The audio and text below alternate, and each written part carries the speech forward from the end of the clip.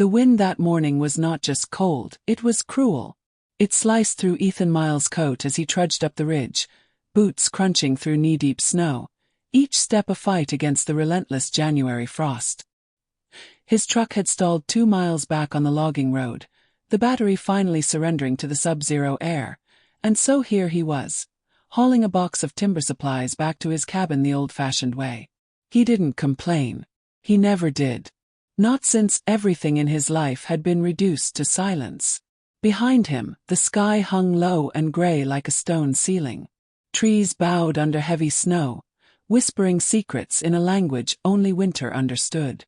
Ethan was nearly home when something, faint but distinct, caught his ear. Sound like a whimper. Maybe a fox, he told himself. But it came again.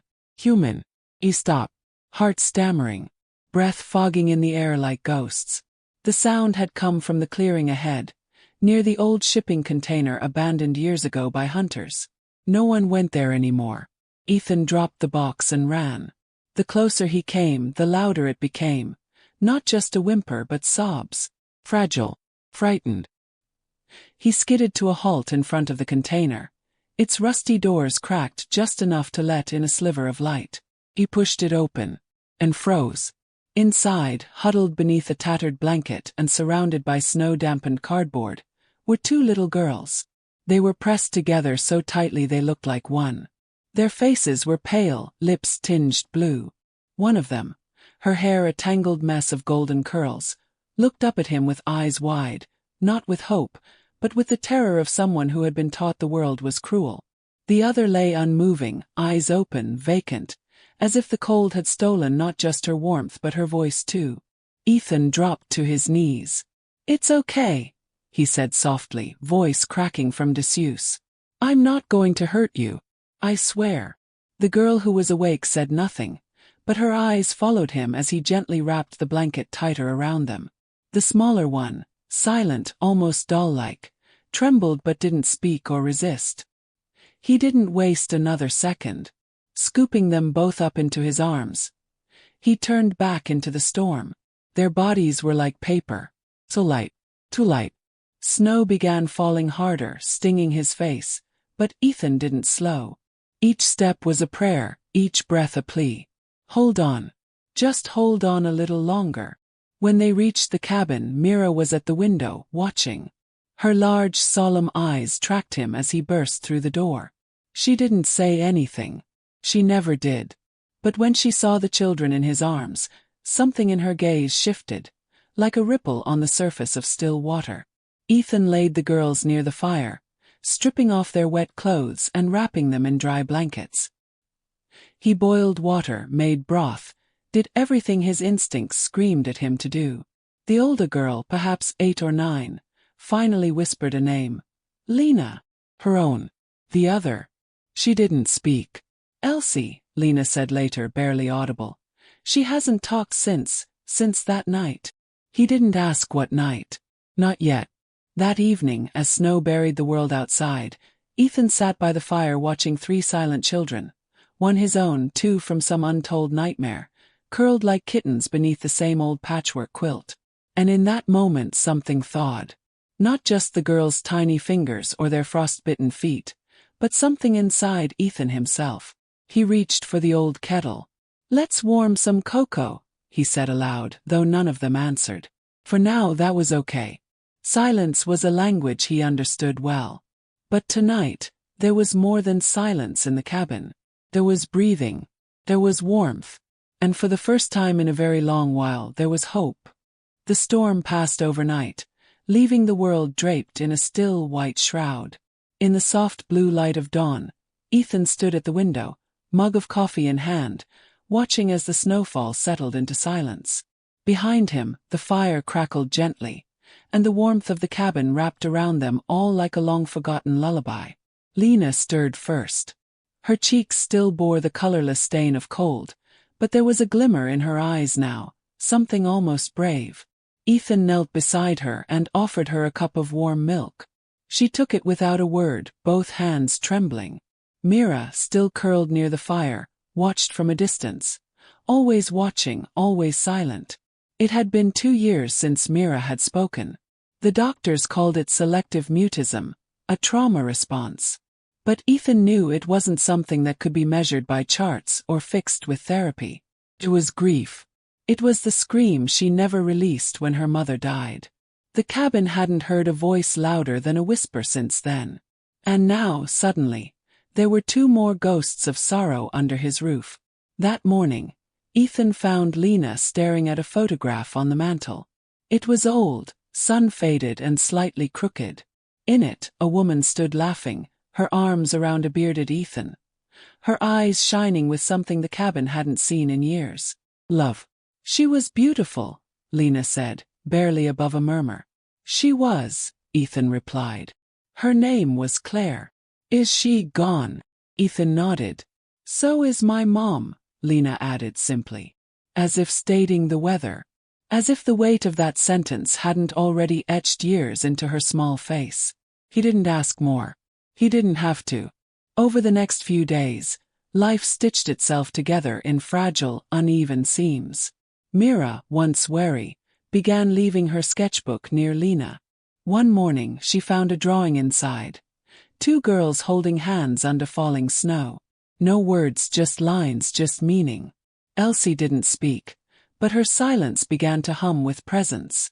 She followed Mira like a shadow, the two of them forming an unspoken bond, communicating in glances, in pauses, in quiet breaths. Ethan watched with cautious hope.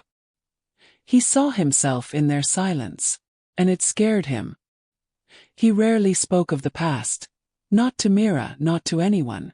But that night, after the girls had gone to sleep, he sat at the edge of Myra's bed and whispered the truth he had never said out loud. I wasn't always this quiet, he said. Before the accident, before your mom left this world, I used to talk too much. I used to sing in the mornings. I used to laugh when it snowed. Mira looked at him, and for the first time in months, her eyes softened. He reached for her hand and felt her fingers curl around his like a fragile vine seeking shelter. I don't know how to fix you, he admitted. But maybe we can fix each other a little, just by staying. The cabin, once filled with echoes of sorrow, had become a place of healing without anyone realizing it. The walls still bore the weight of grief, the floor still creaked with old memories, but now it carried new footsteps, new warmth. Lena began to smile. Mira began to draw more. Elsie, though silent, laughed once when Mira made a face behind Ethan's back. It was barely a sound, more breath than laughter, but Ethan heard it. And it shook something loose in his chest. They still didn't know why the girls had been abandoned in the snow. Ethan hadn't pressed. He knew the answer would come when it was ready. Pain has its own clock. But even without answers, the house had begun to change. It no longer felt like a shrine to what had been lost. It felt, fragile as it was, like a beginning. One night, as Ethan sat alone by the fire, Mira tiptoed out of her room. She didn't speak. She didn't need to. She simply handed him a drawing. 4 figures standing beneath pine trees, holding hands. One was taller. One had curly hair. One was silent. One had a scar on her cheek. Beneath it, in shaky block letters, Mira had written one word. Family. Ethan looked up, eyes wet with something long denied, and whispered the only thing he could. Thank you. Winter deepened, and the forest wrapped itself in thicker silence, like a song waiting to be sung.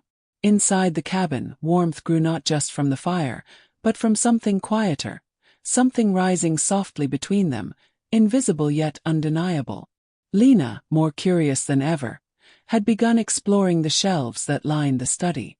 Most were filled with old tools, books, and yellowing papers, but one afternoon she found a dusty leather-bound case tucked behind a stack of firewood. She opened it carefully, revealing an old wooden violin. Is this yours? She asked Ethan that evening, holding it with reverence, as if it were a fragile memory. Ethan froze. The violin hadn't seen daylight since Claire died. It was hers, he said after a long silence. She used to play every evening, before dinner, after arguments, when the baby cried, when the snow wouldn't stop. She believed music could speak to the places words couldn't reach. Lena held the violin tighter. "Can I try?" He hesitated, then nodded. Her fingers were clumsy at first, awkward, unsure, like someone learning to breathe underwater. The bow scraped the strings, squealing with protest. But her eyes were determined, as if she were chasing something only she could see. Mira and Elsie watched from the stairs, drawn by the unfamiliar sound, or perhaps by the memory hidden inside it. That night, Ethan found himself sitting alone again, the violin in his lap. He turned it over in his hands like a prayer, each scratch and chip a verse from a past he couldn't let go of. And then, without thinking, he played. The sound was raw at first. Not elegant, not perfect, but real. The notes spilled into the cabin like breath returning to lungs too long still. Mira stood at the doorway, frozen, eyes wide with something Ethan hadn't seen in her since before she stopped speaking. Recognition. He closed his eyes and played the melody Claire used to hum when brushing Myra's hair. Gentle. Full of the kind of love that never fades, even after the grave. When he opened them, Mira was gone. But he heard something upstairs. The next morning, he found a sketch on the table. It showed a woman with a violin standing under stars, and beside her, 3 children, all with closed eyes, listening. Beneath it, a single phrase. "I remember the song." And for the first time, Ethan wept without shame. Music became their evening ritual. Lena practiced until her fingers ached, learning how to coax melody from silence. Mira began to draw as Lena played, her pictures growing more vivid, more alive, no longer frozen in black and white grief. Elsie, who had never uttered a word, started humming quietly, following the tune under her breath like a secret she'd kept too long. Ethan taught them the lullabies Claire once composed. He pulled out the old guitar from the attic, its strings rusted, its body cracked, but still holding stories. They made mistakes. They laughed. They cried. But slowly, the house stopped sounding like loss, and started to sound like living. One night, after a small snowstorm, Ethan caught Mira sitting by the window, humming to herself, softly, faintly. She turned, startled, but he only smiled. "I used to hear that tune in my dreams," she whispered. It was the first full sentence she'd spoken in 2 years. He didn't move. Didn't dare break the moment. I think I want to sing again. For her. Or Claire." And then, without asking, Mira began to sing. The words weren't many, but the melody was everything. Haunting and warm, like the echo of a mother's heartbeat from the other side of time. Her voice cracked. Tears spilled. But it was beautiful. Lena joined in next. Then Elsie. And finally, Ethan. That night, they weren't broken souls surviving a long winter. They were a choir of the lost, finding each other in a cabin deep in the woods, under a blanket of snow and stars. No words could have captured what passed between them, but the music did. Told their story, and said, "You are not alone," and said, "Love remains." And in the silence that followed the last note, Mira whispered something that broke the air like sunrise. She didn't die in vain. The days grew longer, the snow softened under the timid touch of spring, but inside Ethan's heart, a storm was gathering. Quiet, relentless, a shadow lurking beneath fragile hope. The fragile family they were building, thread by thread, was suddenly threatened by the weight of a truth that refused to stay buried. One afternoon, a knock shattered the stillness at the cabin door. Ethan opened it to find a man standing there. Sharp eyes, thin smile, and a presence that carried the cold bite of the city's hard streets. His name was Mark, a social worker with a file thick with questions and concerns. "You can't keep them here," Mark said flatly, glancing past Ethan toward the children inside. "These girls were found abandoned. There are procedures, safety plans. They need proper care." Ethan's chest tightened, a swell of anger rising but held back by exhaustion and fear. "They're safe here. I'm keeping them safe." Mark shook his head. "You're not their guardian. They need medical checks, social services. You can't just play family." "Family isn't about papers," Ethan said quietly, but his voice cracked with something close to desperation. "It's about love. About staying. About healing." Mark's eyes flickered with something unreadable. Then he turned and left, leaving a cold silence that settled like frost over the cabin. For days after, Ethan avoided looking at the girls' faces.